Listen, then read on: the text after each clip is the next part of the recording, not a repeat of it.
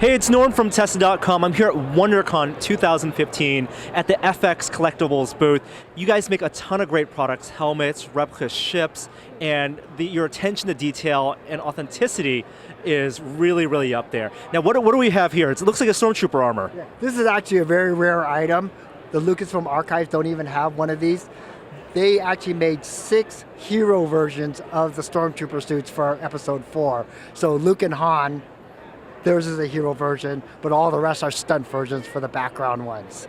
So what we have here is, this is actually one of the original 6.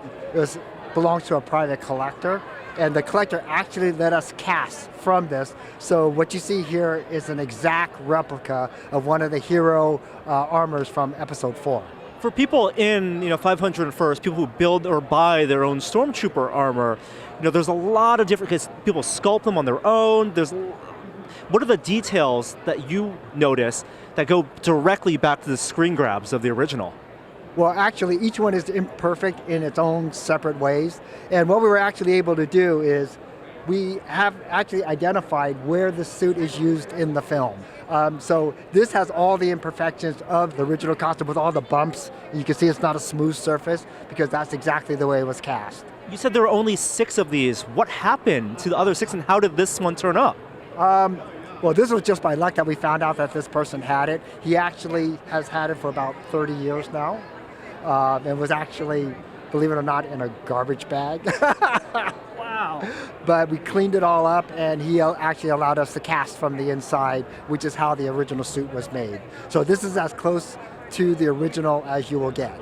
And in creating a replica that you guys are going to sell, because it's not a costume for people to wear, you're building it with materials and a process that's different than what costume makers would do, right? Right. Well, one of our props, and basically we try to do it for all of our props, we try to replicate the materials and the process in which the original prop was made.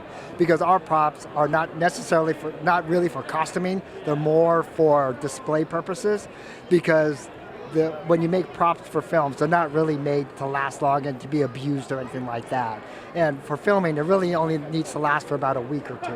So what we have here is a replica. It's for display purposes only. It's not really made for costuming. So in the molding and casting process, and the tooling process, as opposed to designing something that's going to be, injection molded, it's actually vacuum formed? This is vacuum formed like the original suits were made, yes. And with all the internal attachments, all the straps. Now, what are some things that you noticed from this suit that other Stormtroopers don't have? That's really kind of hard because everyone kind of makes their own, and most people are using screen grabs and things like that. I mean, the 501st does a really good job at it. They have access to some of their reference materials, but as I said before, this is a hero version, and even the archives don't even have a hero version. You pointed out to me earlier the neck is something unique also. Oh, right. And there's something that's been a mystery to most builders, is the neck seal here, under here, which is really actually a dicky. And a lot of people think it's rubber. That's why they called it a neck seal, but it's actually fabric. I mean, this has direct lineage to Episode 4, to the set. You have photos of it. It's amazing. And you guys are making this as a product? As a product. We're anticipating probably later in the year. We don't have a cost at this point yet because it's going to take a lot of work and a lot of handwork. So as soon as we're ready to announce that, we'll let everybody know. Awesome. Thank you so much, Brian. It's great to see you here at WonderCon. I'm sure we'll see you at Celebration and at Comic-Con with another piece of direct connection to a piece of Star Wars history at WonderCon 2015. And we'll have more on the site on Test.com, and I'll see you later. Bye.